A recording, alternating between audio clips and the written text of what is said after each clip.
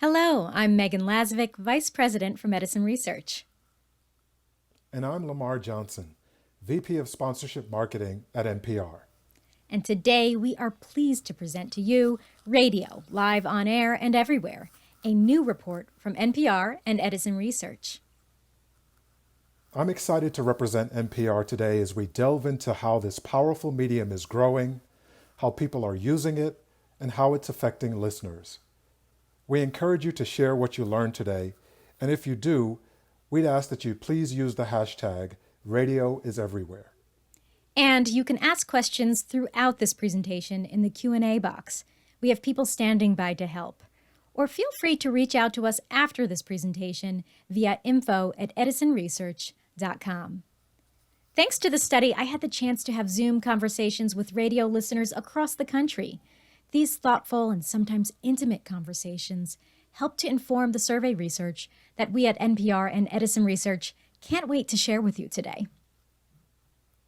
NPR has been a leader in radio for over 50 years, with programming airing across more than 1,000 member stations nationwide. Radio has enormous reach, but in our increasingly digital lives, some of us might be taking radio a little for granted. Today, we'll reveal new research designed to look closely at the medium's listeners, who they are, how they listen, and how big a role radio, over the air and digital, plays in their lives. And in examining these listeners, we are able to identify 6 kinds of radio listeners across a spectrum of engagement. We also learned that while most radio listeners are open to listening to advertisements, the more engaged one is with radio, the more open they are to advertising. And we didn't see much negative sentiment toward advertising on the medium. In fact, most people believe ads are a fair trade for their listening time. NPR listeners are especially aware of the value proposition and are very open to sponsorship messaging. But before we dig into those key findings, let's step back a bit so we understand the scale of radio listening in the U.S. And of course, there's a lot of competition for people's audio time. But we named this presentation On Air and Everywhere for a reason. Radio really is everywhere. According to the Share of Ear survey from our team at Edison Research, 63% of Americans listen to AM/FM radio each day. Think about that for a moment. Every single day, just about 2 in every 3 people age 18 and older tune in to AM/FM radio. This is not listening to all forms of audio. This is just the radio stations available in one's town, or perhaps via streaming. Radio's reach is truly phenomenal. And per Nielsen, fully 89% of Americans age 18 and older listen to AM/FM radio each week. So over 7 days, nearly everyone will listen to the radio at some point. And this means that an advertiser or sponsor has a pathway to reach nearly every last person, just from AM and FM radio and the streams of those stations. And for what it's worth, in terms of reach, streaming or satellite radio or even podcasts don't achieve anything close. So that's the reach story. But in addition to the reach, on average, that enormous number of people is spending vast amounts of time with radio as well. Edison's Share of Ear measures all the time Americans spend listening to any form of audio.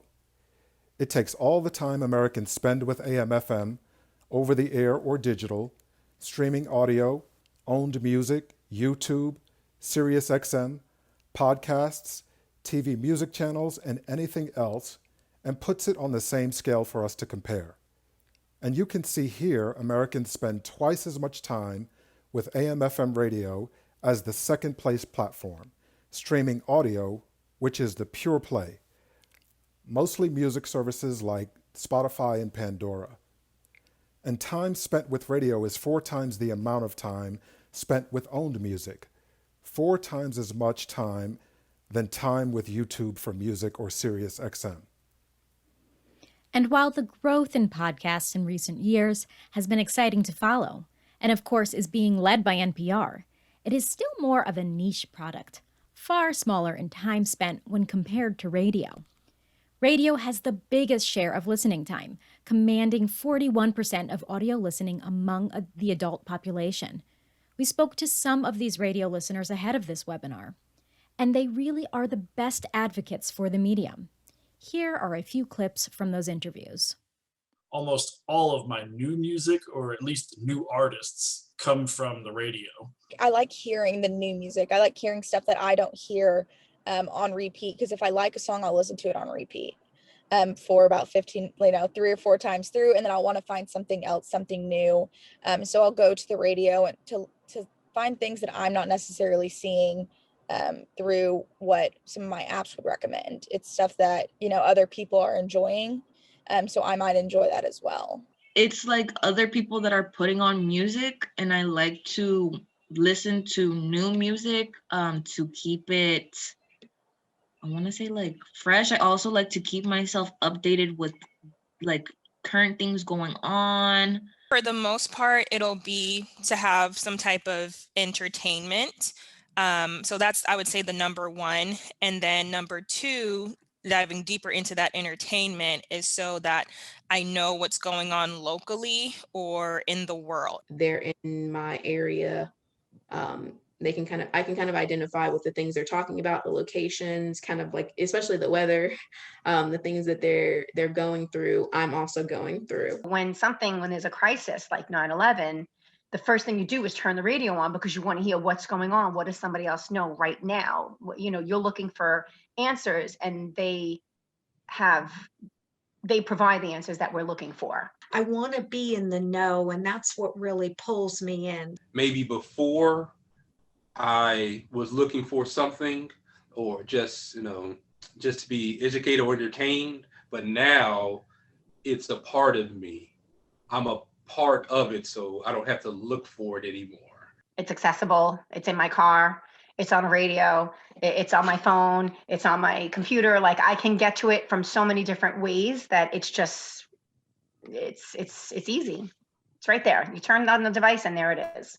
I think the main reason I do is because it's effortless. It's something automatic for me. It's like I turn the car on, I turn on the heat or whatever, and then I turn on the radio. Okay. It's kind of like a no-brainer kind of a thing. Just having it on it's become habitual to something like I've done my whole life and have grown up with. So it's definitely something that does date back to like the past, and I like to remember it that way. It just feels more like a community event when it's over the air, as opposed to just dialing in and dialing up your own specific little niche corner of the internet or something. When you do hear their DJ, sometimes it's very soothing, just knowing that there's another person at the end of the box just kind of talking, trying to get the listeners to vibe in with him. So you don't necessarily get that kind of that human touch with any other outlets.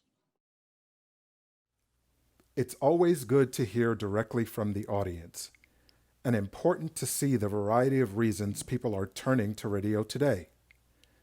We wanted to get a deeper understanding of today's radio listeners, to understand what motivates their listening and what they're getting from the medium. So our friends at Edison Research performed a survey. Megan will now walk you through the details of what was done. In early 2021, we conducted an online survey of over 1,500 interviews of adults age 18 and older. All respondents reported listening to AM/FM radio, traditional or streamed, in the last week. Then we weighed that data to match the sex, age, and ethnicity of AM/FM radio weekly listeners from the Edison Research Infinite Dial report. And as we mentioned, we did a segmentation analysis to better understand what radio listeners are, grouping listeners based on their motivations for listening and their engagement with what they hear. We found that there are 6 types of radio listeners. The first on the list are what we call radio heads.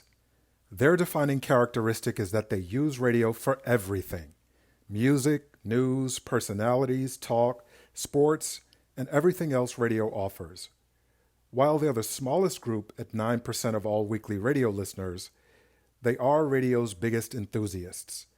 This is the central core of radio listeners. Next are the connection seekers. They're 16% of radio listeners, and these are people who listen to radio primarily for company and connection. For the third group, we use the name Infomaniacs. They are the 18% of radio listeners whose listening choices are mostly driven by news and information. The biggest group of radio listeners, at 27%, are what we called the rhythm rockers. Their radio listening is driven by music. And while they might consume some of the other values that radio has to offer, they are primarily driven to radio to hear music. We then identified another 17% of weekly radio listeners who are what we call laid-back listeners. This group listens to radio mostly for background, to fill the audio space around them while they engage in other activities. And the final group are those we termed the habitualists. They are the 13% of weekly radio listeners who really mostly listen to radio when it's the only option available. These are the listeners at the lower end of the spectrum of avidity and engagement, but even they listen a lot. Now, you might notice we did not order this list by size. Can you guess how these groups have been ranked? It actually makes a lot of sense when you think about it. It is arranged by time spent listening. To be clear here, the time spent was not part of the segmentation analysis, so the groups did not cluster based on time spent with the medium. The ranking here is simply from the group that self-reported the most listening down to the group reporting to the least. The radio heads, radio's biggest fans, are at the top of the list. They spend the most time listening to radio, and it made sense to us that those who are using the radio in the most engaged ways would be using the medium the most. Connection seekers come in second in terms of time spent, and the time spent listening, as denoted by an index you can see on the graph, that was reported by those in each group goes down a little bit for each group from there, but it's worth noting. They are all spending a lot of time with radio every week. Whether the report is from Nielsen and their PPM or diary methodology, share of ear and its daily diary, or this study from Edison Research and NPR, radio listeners report enormous amounts of time spent with the medium. What our segmentation shows is that different groups are motivated by different aspects of what radio offers, and are perhaps more or less engaged with the medium as they listen. We have more details about these listener segments to share, but first we'll bring back our friends from the qualitative interviews who highlight the different types of radio listeners. I always have something playing, whether it's on my drive and it's like the radio in the car, or at home if I feel like listening to the radio show or music. There's always something all throughout the day. FM radio is like a pulse of Chicago. You have to listen to the radio, actual radio, FM radio, to get a pulse of how your city goes. I guess what really connects me to a certain station is the personalities that are with it. They become these voices that you grew up with and that you are withstand the test of time. You feel like whatever happens in the world or whatever happens at that moment, they might experience it too. If there's something that's going to affect people then and now, I feel like radio is the place to get the information.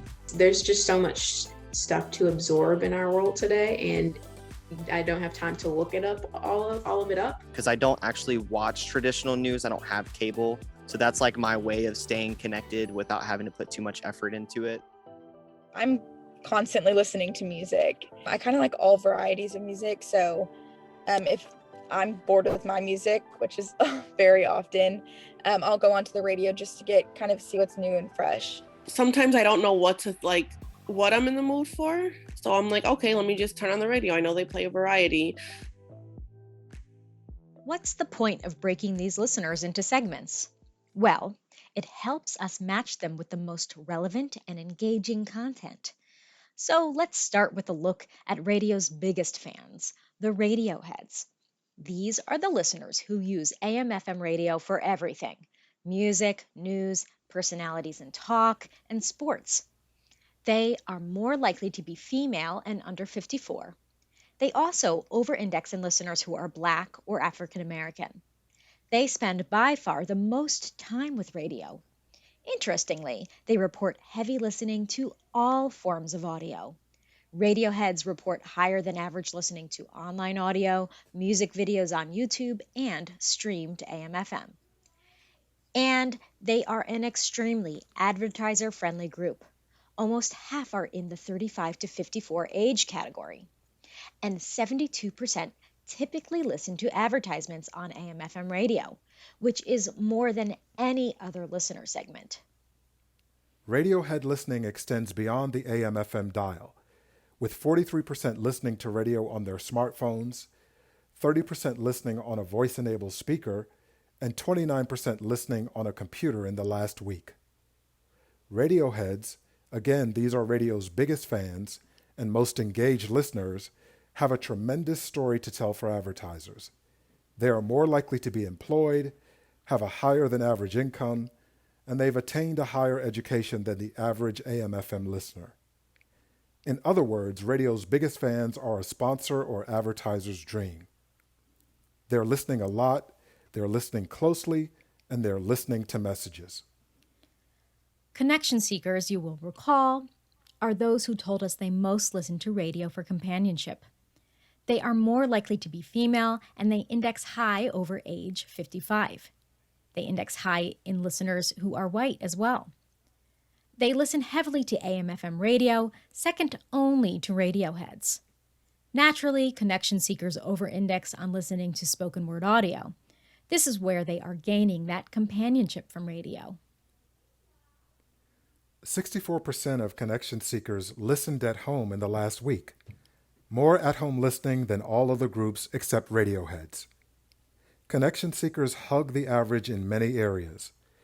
The other audio platforms they used in the last week, the devices they used to listen to radio, and the time of day that they listen all fit close to the average AM/FM listener. Connection seekers are not ad-averse despite the amount of time they spend listening to radio. 70% typically listen to advertisements on AM/FM radio. As you will recall, our third group is the Infomaniacs, those who use radio listening primarily for news and information. The Infomaniac group is the only one of the 6 segments where men are a higher percentage than women. Infomaniacs, as you would expect, over-index on spoken word listening. 96% listen to AM/FM radio for news, 78% for music, 43% for personalities and talk, and 27% for sports in the last week. Infomaniacs are not ad-averse. 35% say they frequently try to avoid ads on AM/FM radio, but the other 65% either listen or only avoid ads sometimes. They are not exclusively NPR listeners, but they index extremely high. 37% of this group has listened to NPR in the past week, and 46% listened in the last month. Infomaniacs also index very high for listening to radio between 6 and 10 a.m., the highest listening in that day part of all the segments. And 64% of Infomaniacs have a college degree or higher, tied for the most highly educated group. And they also over-indexed in the high-income categories. Music is the driver of audio consumption for this next segment, our rhythm rockers. Nearly all AM/FM listeners listen to music on the radio in the last week.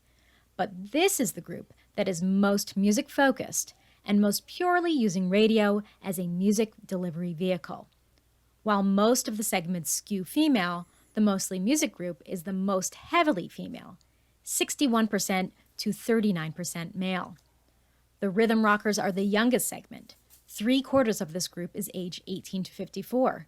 They over-index in listeners who are Latino or Latinx and under-index in listeners who are white. And since this is our youngest group, it should not be too surprising that they also over-index in the lowest income categories.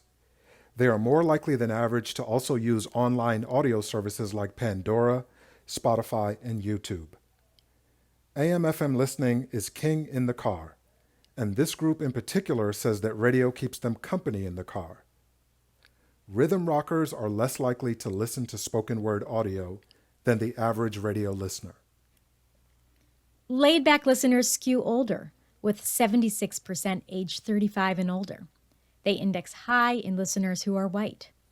Laidback listeners prefer to listen via traditional AM/FM radio, with 95% of them choosing to listen via receiver, and less than 15% listening via smartphone, computer, or voice-enabled speaker.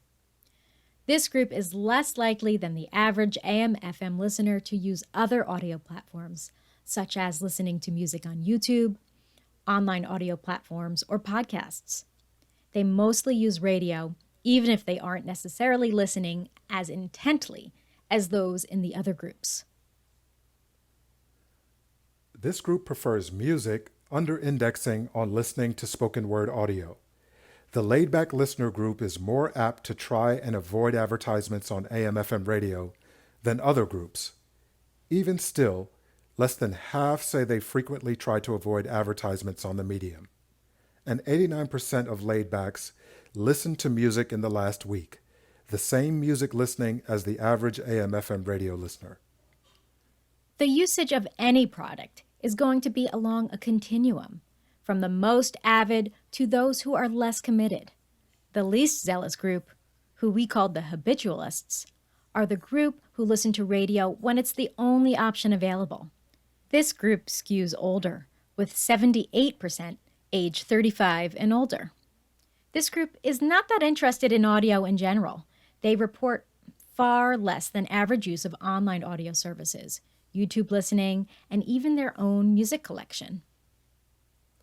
Habitualists are the most apt to try to avoid advertisements on AM/FM radio compared with other groups. Even still, less than half say they frequently try to avoid advertisements on the medium. While they are less engaged with radio, habitualists still spent 3 hours listening in the past week, and 60% said they would miss radio if it were no longer available. That's the remarkable thing about radio. Even its least avid users use the product a ton and know it has an important place in their lives.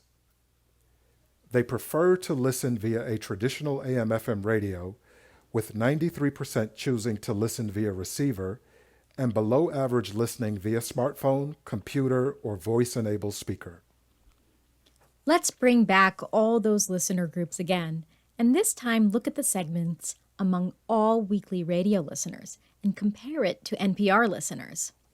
NPR listeners are more likely to be infomaniacs than the average radio listener. 26% of all NPR listeners versus the 18% of the total. NPR listeners are more likely than the average radio listeners to fall into the connection seeker and Radiohead categories. Does this seem in line with NPR's internal research about its listeners? Yes, absolutely. We see that our radio audiences are loyal listeners and spend a lot of time with their public radio station. News, obviously, is a big motivator for listening to NPR, and our daily news programs have the largest audience as reflected in the Infomaniacs segment. We also hear from listeners who fall into that connection seeker segment, keeping the station on all day as our programs keep them company. The beauty of understanding listeners in this way is that it helps radio create and direct better content for different types of listeners. But by understanding listener segments, radio is also better able to serve its advertisers. And the bonus on top of all of that is that in our qualitative interviews, we learned that listeners see advertisements as a way of serving them, too. Here's what listeners said when we asked them about ads on the radio. Don't necessarily tune into the radio to listen to advertisements, right?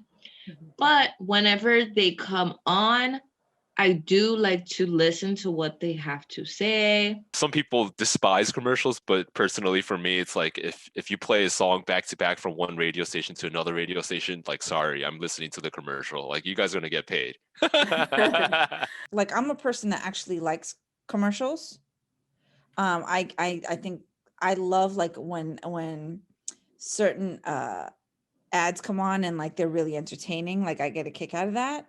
So if you're listening to FM, you typically, like, I'll typically tend to hear things that are local. that they don't necessarily have in other states. Like maybe they'll talk about the grocery store.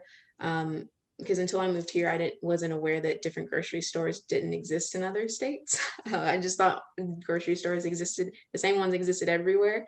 I was very wrong. Like I said, a lot of our DJs have been around forever, and they promote a lot of our local businesses, which is awesome. I mean, they always have, and they probably always will. It's like they whether it's actually true or not, but they'll get on there and they'll be like, I was just down at Fry's restaurant, and I was like, oh, were you now? But it's still kind of cool to hear them talk about these local things and events that, I myself and my friends might attend. It's kind of cool.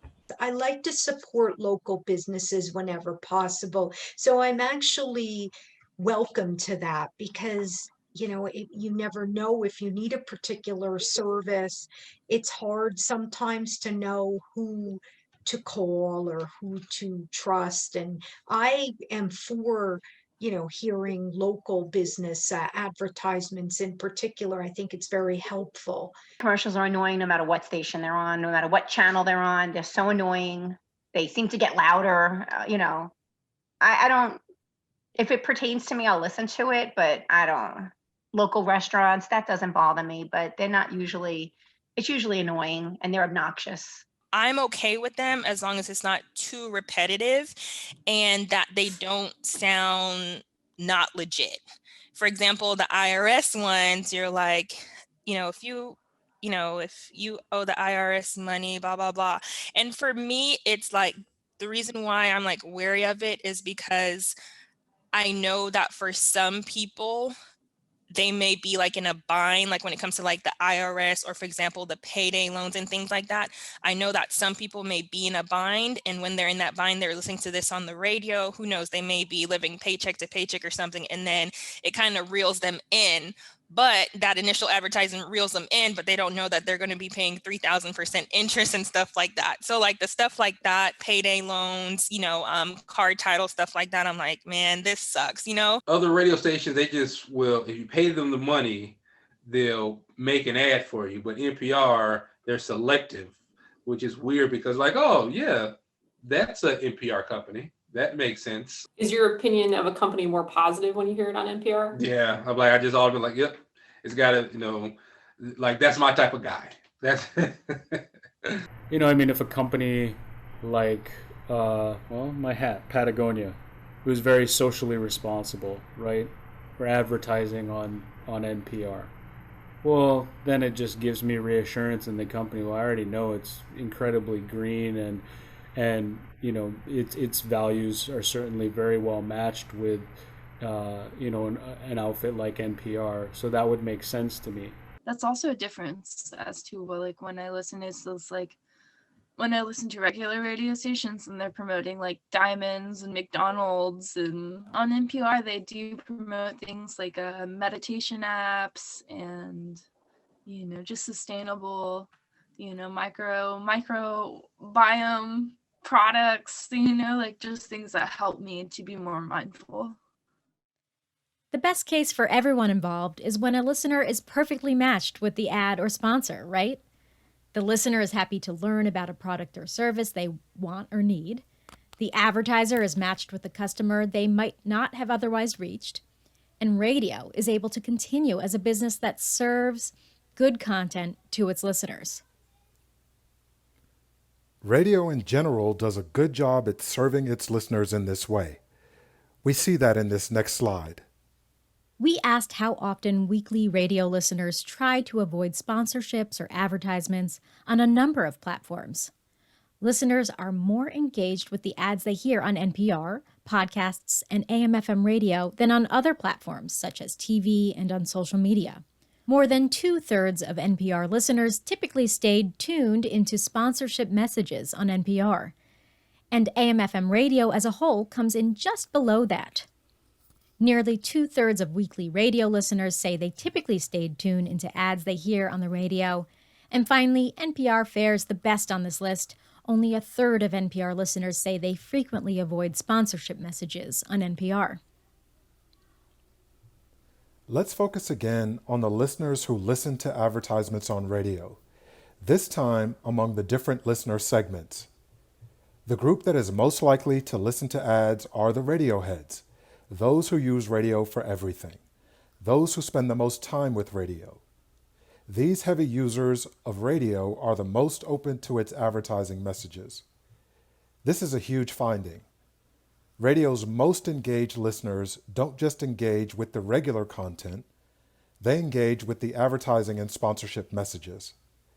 This shows why radio advertising works. The ads are part of the mix that inform and entertain the listeners. Second to them are the connection seekers. These loyal listeners who enjoy the company of radio are the second most likely to stay tuned into commercials. Infomaniacs and rhythm rockers are in the middle of the pack, with about 65% typically listening to commercials. The least likely to listen to commercials? Well, it makes sense that the biggest avoiders are the people who spend the least amount of time with the medium. The laid-back listeners, those who use it in the background, and the habitualists, those who spend the least amount of time with radio and only listen when they don't have other options. These two groups engaged with advertisements less than any other group, but still well over half of the laidbacks and the habitualists typically listen to ads on the radio. This is certainly a great story for radio to tell. Their loyal listeners are hearing the messages radio and advertisers want them to hear. Our listeners tell us they are likely to stay tuned in to their NPR station during sponsorship breaks. They know the breaks will be short and prefer our messages to what they would hear on other stations. They do tend to try to avoid advertising in other media, but for NPR they keep listening because they know we will be brief and respectful of their attention. But they are actually doing more than just hearing those advertisements. 46% of weekly radio listeners have considered a new company, product, or service as a result of hearing an ad on radio. That's similar to the number we see for NPR listeners. 45% of them have considered a product after hearing it on NPR. 42% of radio listeners are also gathering information about a company, product, or service as a result of hearing an ad on AM/FM radio. And that number jumps to 50% among NPR listeners recalling the experience upon hearing a sponsorship message on NPR. We also see just over a third who have said they have purchased a product or service after exposure to it on radio. And 27% say they have recommended a product, company, or service to others as a result of hearing an ad on radio. There's another jump here when you look at NPR listeners. 40% of them recall recommending a product after exposure to it on NPR. Lamar, do these figures jibe with your internal research? They sure do. We do regular research with NPR listeners on the impact of radio sponsorship. On average, we've seen a 23% lift in brand awareness as compared to non-listeners, a 71% lift in reported website visits, which reflects information-seeking behavior, and a 13% lift in interest in learning more about sponsor brands. And speaking of sponsor breaks, we spoke to listeners about how they've been influenced by what they hear on the radio. Here's what they had to say. I'm very susceptible to well-placed marketing. They were mentioning like Disney on Ice. This was like a while ago. And after I heard that, I was like, oh, Disney on Ice is coming. That's right. I totally forgot. And I purchased the tickets. There was like a dentist I heard about on like a South Asian station. And like, I saw it was like in my area and one of my friends was like, yeah, I go there. So I started like looking into that dentist and I made an appointment. I was looking for a pest control, and I actually heard an advertisement and I wanted somebody reputable. And that's actually how I got a pest control company for my home. For probably about a year, they were just nonstop advertising Tate's cookies and talking about how good they were. They would like eat them on the show and talk about how like buttery and crunchy they were. And that actually worked like to get me to buy Tate's. And I was really happy that I even found out about them through the show because I never would have thought to try them otherwise. The well-placed fast food advertisements, those usually tend to work too, just because, I mean, usually you're driving around already when you're in the car listening to it. So if you're already thinking about, oh, what should I go eat? That typically tends to work on me because I have a really hard time picking food places. So if the radio is telling me I should go eat at Bojangles, who am I to fight it? It sounded good on the radio, so they were having the chicken bacon ranch. I'm like, hell yeah, I'm gonna go get one of them. I definitely research events and festivals. If especially like take Chicago, or if they got movies in the park out here, or a symphony is in a park in Chicago, I definitely looked that information up. The place I bought my bike from, I recommended to a neighbor 2 doors down, and I'll be damned if they did not go out and buy 2 more bikes for themselves. I got LASIK because of an ad on the radio. The Della Russo guys on and they were like advertising on every radio station, and I was at the turning point. I was like, all right, am I doing this? Am I not? So, and apparently they were like the ones that kind of like really pioneered a lot of it. So I was like, all right, if I'm going to trust my eyeballs, it's going to be to these guys. Once I got the LASIK and I experienced how life-changing it was, I told everyone. I told everyone where I got it. I told everyone the process. It's not scary because everyone's, is freaked out by it. In that video, we heard they are doing more than just hearing the ads. They are engaging with them. In general, weekly radio listeners have a good experience with ads on the radio. But what do they think about ads on other media? Here we asked a series of agree-disagree statements about AM/FM radio and TV and streaming video. We asked our radio listeners about learning about local businesses. 47% agreed that they learned about local businesses from ads on AM/FM radio. Compare that to the 31% who said they learn about local businesses on television and streaming video. Now, we also asked the same item about NPR. Among NPR listeners, 45% agreed that they learn about local businesses from sponsorships on NPR, which is close to the overall radio number.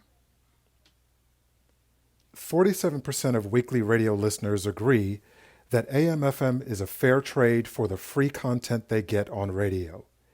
That's 11 percentage points higher than the same statement about television. NPR gets the highest rating here, with 51% of listeners saying it's a fair trade.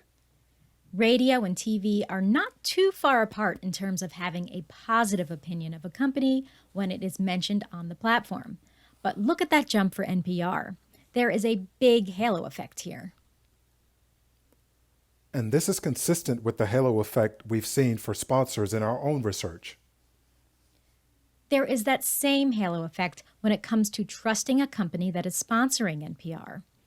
Though radio does beat out video by a bit here. We also asked a few statements outside the topic of advertising. The first on general engagement. 43% of weekly radio listeners said radio engages them in a more positive way than other media. 41% of weekly radio listeners said TV engages them in a more positive way. So if you're just comparing the two, that's pretty much a wash. But look again at the NPR halo effect. 59% of NPR listeners agree that NPR engages their minds in a more positive way than other media does. And that's partly because of the types of segments that are heavy NPR listeners, the Radioheads, the Connection Seekers, and the Infomaniacs. I'll remind you that we fielded this study in 2021, so we were well into the pandemic at this point. And look at how many people said these media were becoming a more important part of their lives. Certainly, any form of media has been important to people as they were isolated from the outside world.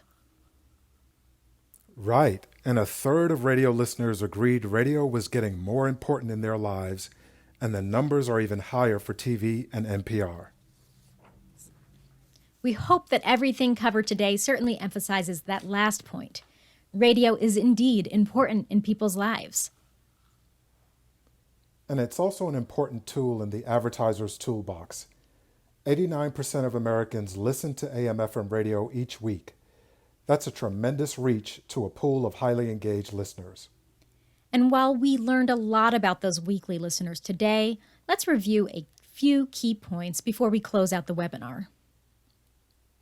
We identified that there are 6 kinds of radio listeners across a spectrum of engagement. The radio heads, or those who listen the most, find almost every aspect of radio is a reason to listen. Listeners who tune in for news and information, or connection, are moderately heavy listeners who are very engaged with the content. And while the other categories of listeners spend a little less time with the medium, they are still spending a substantial amount of time with radio every week. We also learned that while most radio listeners are open to listening to advertisements, the more engaged one is with radio, the more open they are to advertising. More than half of the least engaged listener segment, the habitualists, typically listen to ads on the radio. But almost 2/3 of the most engaged group, the radio heads, listen to radio ads. And we learned that most people believe ads are a fair trade for their listening time. NPR listeners were especially aware of this value proposition and were very open to sponsorship messaging. Let's face facts. Broadcast radio, AM and FM radio, might not be seen as the flashiest option for advertisers these days.